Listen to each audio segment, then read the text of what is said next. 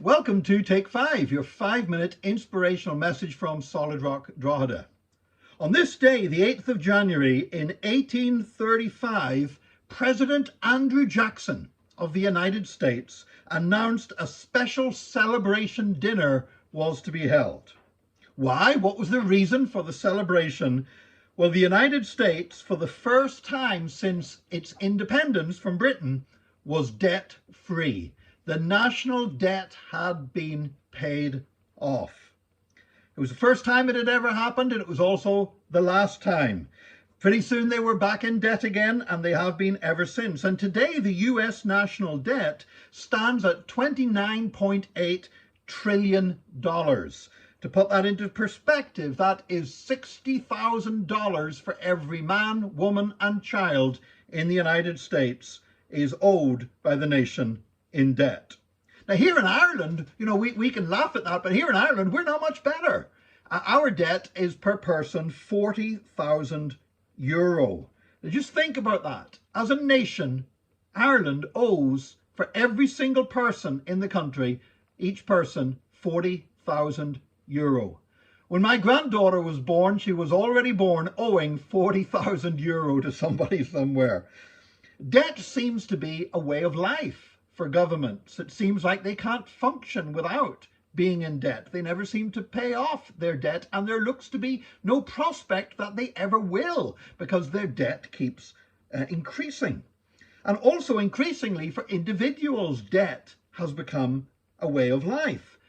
Buy now, pay later. Why on earth save up for something when you can borrow the money to do it?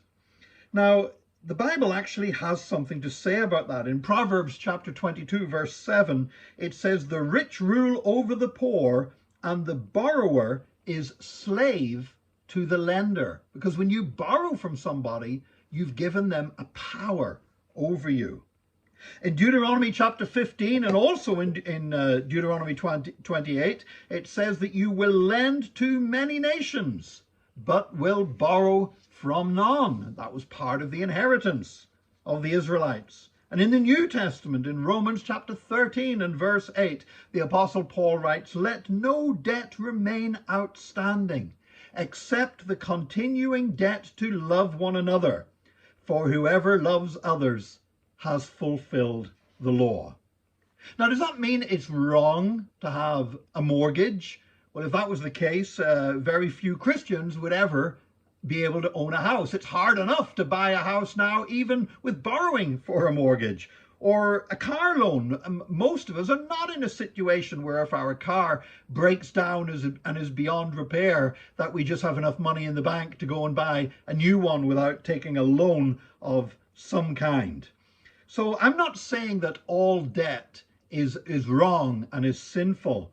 But debt should be something that we try to avoid as much as possible. We should not buy into the world's idea that if we whatever we feel like, we just borrow as much as we like in order to gratify that desire.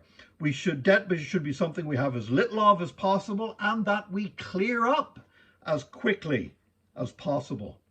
While we're talking about debt, there's a very strange verse that Jesus, when Jesus was giving us his teaching, where he said this in Luke chapter 6, verse 35, "But love your enemies, do good to them," listen to this, "and lend to them without expecting to get anything back. And then your reward will be great, and you will be children of the Most High, because he is kind to the ungrateful and the wicked."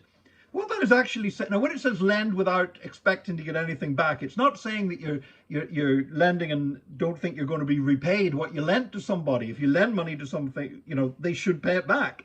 But it's saying, when it's talking about getting something in return, you got to remember that in these days, those days there weren't banks. And so the idea was, it's you scratch my back, I'll scratch yours. I'll do you a favor by lending you money when you need it. And when I'm in need, I'm going to expect you then to lend me money. And Jesus is saying, no, you don't do that. You don't just lend money to people on the basis that after they've paid you back, you can go to them at some point in the future and you'll have a claim on them.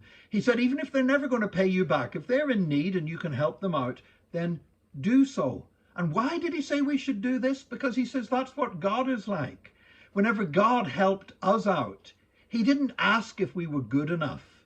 He didn't say, "Oh no, you're too sinful. I'm not going to help you out." God reached out to us, and he expects us to do likewise. So what Jesus is saying this, while yes, we should avoid debt, and yes, we should avoid carrying this constant debt that we're trying to service all the time, that gradually eats up all of our substance and we become a slave to the person that we borrowed from. He said we should be prepared to help others without expecting that therefore there is an obligation upon them to do the same. Why? Because God is a giver, and God wants us to be givers also. I pray that if you're struggling with debt today, I pray that God will set you free from that. And I pray God will give you a place where you have the resources to be able to bless and help others in their time of need. May God bless you today. Join us again next time for another Take 5, your 5-minute inspirational message from Solid Rock Drogheda.